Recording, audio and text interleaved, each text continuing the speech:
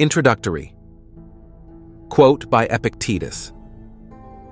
The renowned Stoic philosopher Epictetus once stated, "The key is to keep company only with people who uplift you, whose presence calls forth your best." You've likely heard the saying that you are the average of the 5 people you spend the most time with. Today, we'll delve into this concept through a Stoic perspective. We'll explore 7 types of individuals who can hinder your progress in Stoic philosophy and discuss strategies for navigating these challenging relationships.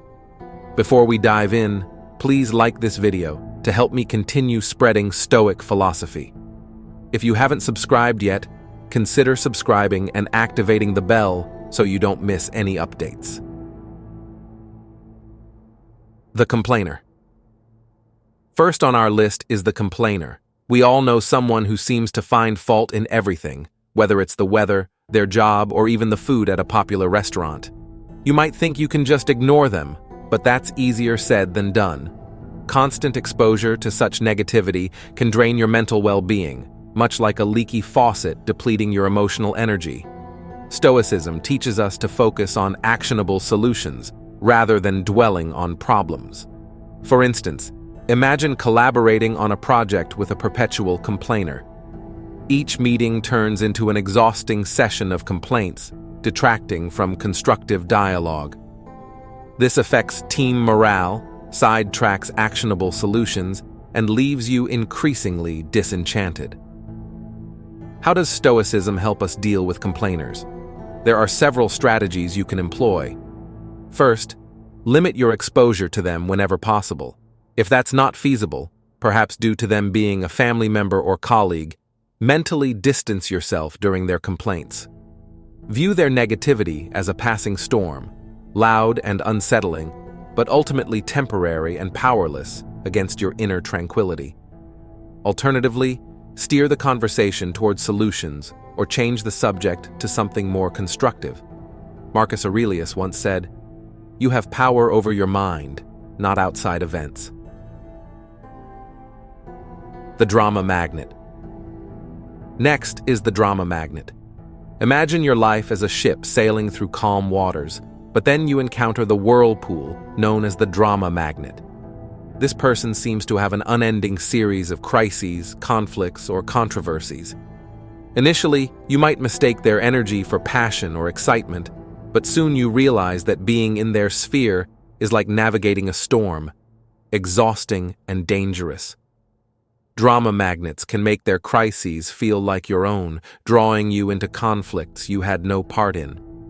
For example, a friend who frequently falls out with others in your social circle might drag you into their conflicts. Reflective listening can help. Instead of offering advice or taking sides, mirror their words back to them. For instance, if they say, "I can't believe Sarah said that about me," respond with, "So you feel betrayed by Sarah's words?" This provides emotional support without entangling you in the drama. Another approach is selective unavailability. Value your time highly and create periods where you're not available for other people's crises. Seneca said, "True happiness is to enjoy the present without anxious dependence upon the future. Instead of anxiously wondering what crisis will happen next, focus on the present moment where you have control." The naysayer. Now let's talk about the naysayer. Picture yourself as an artist painting a canvas. Each brushstroke adds color, depth, and life to your vision. Enter the naysayer, who immediately begins to critique your work, casting doubt and negativity. Their words, like strokes of gray paint, dull your vibrant canvas. This isn't constructive criticism, which can be valuable, but a persistent aura of doubt and negativity. For instance, you're excited about pursuing a new career path and have taken preliminary steps. When you share this with the naysayer, they list all the reasons it won't work out, making their doubts feel like your own and causing your self-assured vision to wobble. How do you deal with a naysayer, especially if they're close to you? One method is to ask them for advice instead of just sharing your plans. When people are put in an advisory role, they're less likely to attack your ideas outright. Another method is positive confrontation. Challenge them to think of solutions. If they say, "You'll never be able to switch careers at this stage," counter with, "Interesting perspective. How do you think someone could successfully make a career change then?" Epictetus said, "We have 2 ears and 1 mouth so that we can listen twice as much as we speak." Listening doesn't mean absorbing everyone's negativity. It means discerning valuable input from mere noise. When the naysayer clouds your canvas with doubt, step back, listen, reflect, and continue painting your life with the colors that speak to you. The victim. Next is the victim. Imagine life as a game of chess, each player with the same pieces and goal. You think strategically, make sacrifices, and take risks. The victim, however, blames the board, pieces, or opponent for every poor move. They cast themselves as the helpless protagonist in a never-ending tale of woe. While some people face genuine hardships, the victim uses their predicament as a permanent excuse, refusing responsibility for their actions. You might find yourself entangled in their storyline, constantly rescuing them. For example, you spend hours listening to a friend blame failed relationships entirely on their ex-partners, subtly encouraging a similar mindset in yourself. What's your move? Stoics would caution against becoming their savior. Instead, draw firm boundaries to protect your mental state. Employ compassionate detachment. Show empathy and kindness, but don't rescue them from situations they need to navigate themselves. Marcus Aurelius said, "The best revenge is to be unlike him who performed the injustice." If you're drawn into the victim's narrative, resist becoming one yourself. Control your game board, make your moves, and remember that being perpetually in checkmate is often a choice, not a fate. The toxic positivist. The toxic positivist always exudes sunshine, rainbows, and endless streams of emojis. They tell you to just be happy when you're struggling, dismissing your feelings with glittery optimism.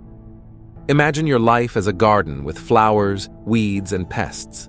The toxic positivist insists on ignoring anything that isn't a blooming rose.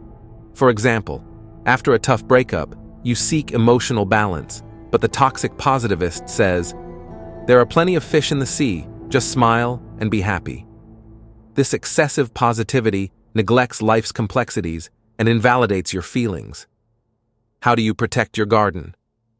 Engage them in a discussion that embraces both light and shadow. If they say, "Look on the bright side, at least you have your health," reply with, "Yes, I'm grateful for my health, but it's also okay to feel upset about this issue." Both can coexist. Embrace emotional granularity. Acknowledge and label your nuanced feelings. Seneca said, "True happiness is to understand our duties toward God and man, to enjoy the present without anxious dependence upon the future." A Stoic approach embraces life's complexity with equanimity. The manipulator. The manipulator is like a shadowy producer who rewrites your life's script without you realizing it. They use flattery, guilt trips, or deceit to steer you in a direction that benefits them. For example, a friend might always get you to pay for dinner by saying, "I've had a rough month and you're so successful." Handling a manipulator can be tricky. One method is fogging. Agree with any truth in their statements, but refuse emotional coercion. If they say, "You're so successful, you should cover dinner," respond with, "You're right, but let's split the bill as usual." Set clear boundaries and enforce them. Epictetus warned, "We cannot choose our external circumstances, but we can always choose how we respond to them." By choosing to respond differently, you're taking control of your script again.